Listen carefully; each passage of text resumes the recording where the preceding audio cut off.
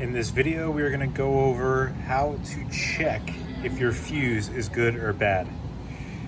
This is a UM15, and we are quickly going to check if our 48 volt fuse is good.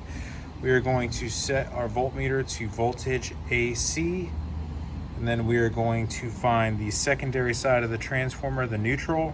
We're going to put one prong on there, and then the other prong we're going to go to the top of the fuse.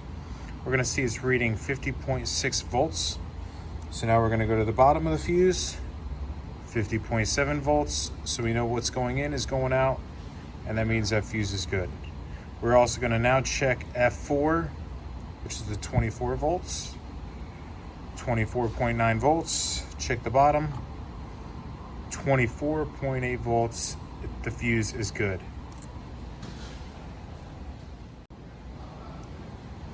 Now, if we have a bad fuse, we'll repeat our same process.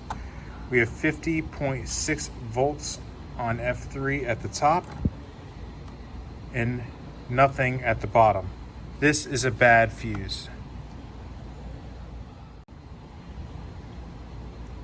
Now, to change the fuse, what we're going to do is make sure the panel is turned off, locate the new fuse.